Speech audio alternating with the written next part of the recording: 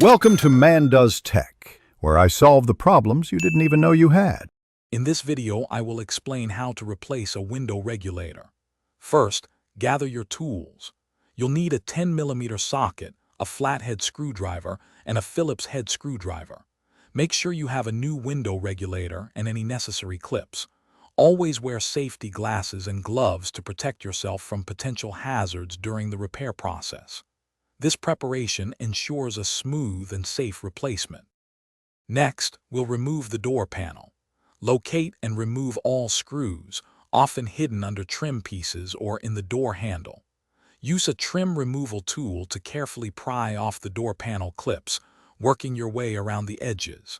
Disconnect any electrical connectors for the window switch and other components. Gently lift the panel away from the door frame, being mindful of any remaining wires. Now, let's replace the regulator.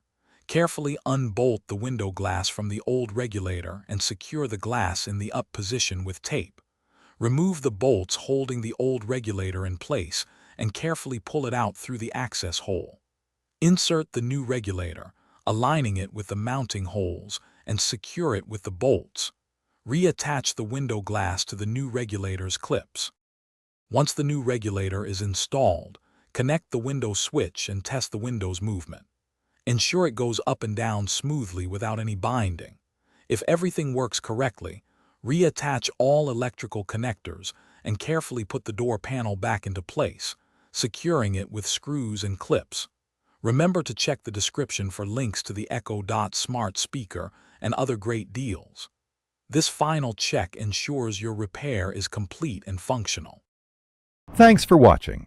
If you found this helpful, don't forget to like and subscribe.